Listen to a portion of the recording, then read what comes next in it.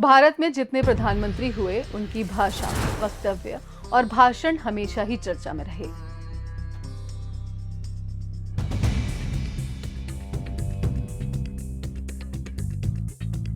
और रहने भी चाहिए। प्रधानमंत्री पद की एक प्रतिष्ठा है, गरिमा है। नमस्कार, मैं रेखा बचौरी बहुत बहुत स्वागत करती हूं आपका द वायर की वीडियो सीरीज शासन में।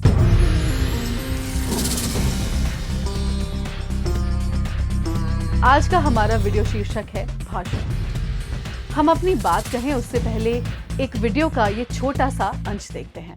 देश में ध्रुवीकरण नहीं होना चाहिए,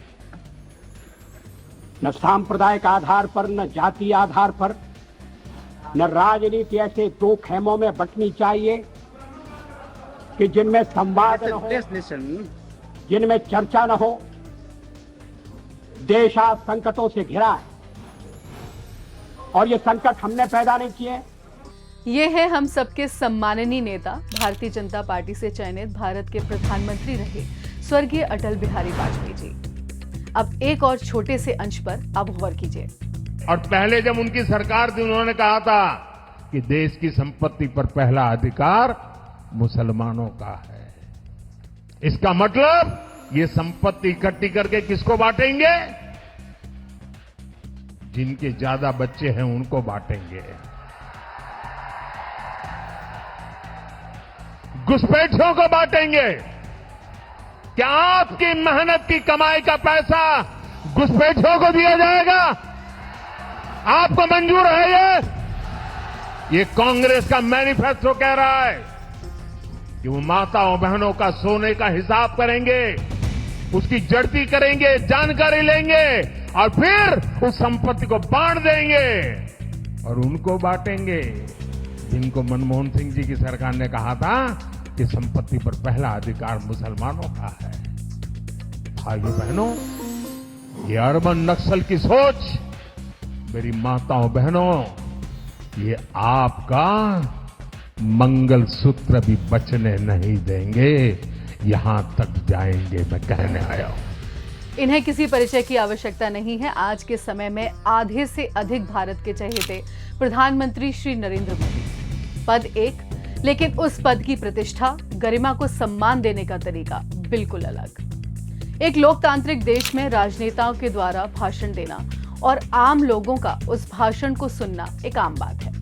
हमारा अमूल्य वोट किसको जाएगा, ये ज्यादातर लोग भाषणों से ही प्रभावित होकर शायद निर्णय लेते हैं। नीतियों से हम में से अधिकतर लोग वाकिफ ही कहाँ हैं।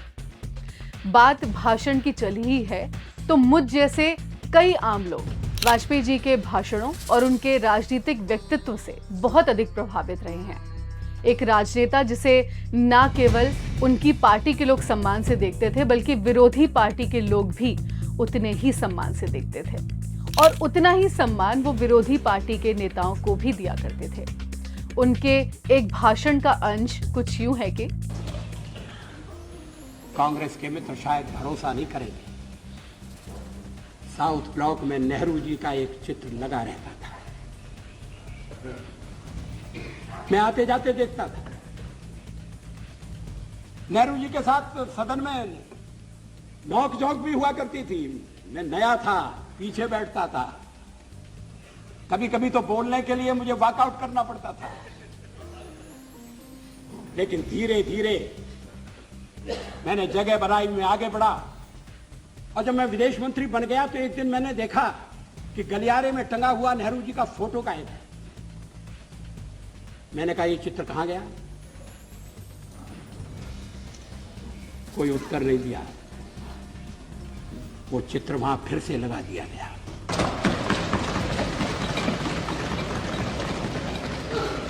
क्या इस भावना की कद्र है? क्या देश में ये भावना पनपे? ऐसा नहीं है कि नेहरू जी से मतभेद नहीं थे, और मतभेद चर्चा में गंभीर रूप से उभर कर सामने आते थे। मैंने एक बार पंडित जी से कह दिया था कि आपका एक मिला जुला व्यक्तित्व है और आप में चर्चिल भी है और चैम्बरलेन भी है। वो नाराज नहीं हुए। आज का हाल तो ये है कि अपनी हर नाकामी का ठीकरा नेहरू जी के सर फोड़ा जा रहा है। जहां उनसे काम न बने वहां हमारे राष्ट्रपिता श्री मोहनदास करमचंद गांधी जी के नाम को जोड़ दिया जाता रहा है। वाजपेयी जी कबीर का एक दोहा भी अपने एक भाषण में दोहराते हैं कि निंदक नियरे राखिए आंगन कुटी छबाए। पूरा दोहा कुछ यूं है कि निंदक नियरे राखिए आंगन कुटी छबाए, बिन पानी साबुन बिना निर्मल करे सुभाए। वो एक दौर था जब किसी ने नहीं सोचा था कि राजनीतिक पार्टी व राजनेताओं की आलोचना करना आगे चलकर देशद्रोह कहलाएगा, जबकि कभी राजनीतिक पार्टियों की आलोचना हम आम जनता की बेहतरी के लिए ही हुआ करती थी। अब हमें खुद ही शायद बेहतरी नजर नहीं आती। राजनीतिक पटल पर राजनेताओं द्वारा दिए गए भाषणों से हम उसके व्यक्तित्व के बारे में काफी कुछ समझ सकते हैं। ज्यादा पुरानी बात नहीं है जब चुनाव रैली में हमारे माननीय प्रधानमंत्री जी ने अपने भाषण में जो कहा उसका अंश कुछ यूं है कि विरोधी पार्टी आपके गले से मंगलसूत्र खींचना चाहती है, वो आपकी संपत्ति जब्त कर लेना चाहती है और उसे ज्यादा से ज्यादा बच्चे वालों को बांट देना चाहती है। उन्होंने ये भी कहा कि विरोधी दल घुसपैठ या समर्थक है। प्रधानमंत्री पद की गरिमा इस भाषा की उम्मीद शायद नहीं रखती होगी। ये तीनों दल घुसपैठिया समर्थक है। बांग्लादेशी घुसपैठियों के वोट पाने के लिए ये इन घुसपैठियों को पूरे झारखंड में बता रहे हैं। जब स्कूलों में सरस्वती वंदना तक पर रोक लगने लगे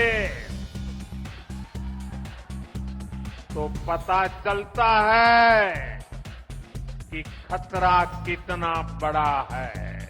ये आपकी रोटी भी छीन रहे हैं, ये आपकी बेटी भी छीन रहे हैं और ये आपकी माटी को भी हड़प कर रहे हैं।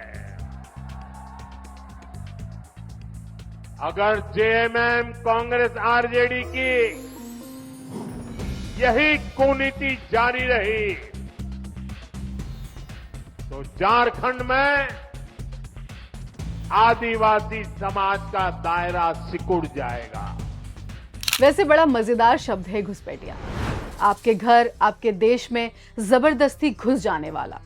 मजेदार इसलिए कहा क्योंकि यह शब्द ना सिर्फ देश के अहम पद पर बैठे व्यक्ति के व्यक्तित्व का परिचय दे रहा है, बल्कि देश की सुरक्षा व्यवस्था पर भी सवाल खड़े करता है और शायद आश्चर्यचकित भी करता है कि देश में घुसपैठिए भी हर बार केवल चुनाव आते ही दिखाई देने लग जाते हैं। और ये घुसपैठिया शब्द हिंदुत्व की आंच पर बंटवारे की रोटी सेकने के लिए एक धर्म विशेष के लिए ही जानबूझकर बार बार प्रयोग किया जाता रहा है। कभी कभी उनके लिए भी जो अपने ही देशवासी हैं, संवैधानिक रूप से हिंदुस्तानी नागरिक हैं। घुसपैठिए केवल अपराधी प्रवृत्ति के लोग नहीं होते, आम इंसान भी होते हैं। यूनाइटेड स्टेट्स ऑफ अमेरिका की कस्टम्स एंड बॉर्डर प्रोटेक्शन की वेबसाइट पर आंकड़ों को देखें तो सन 2022-23 में 90,000 भारतीयों ने घुसपैठिया बन के अमेरिका में घुसने की कोशिश की। 1,000 भारतीय घुसपैठियों को अमेरिका ने वापस भारत भी भेजा।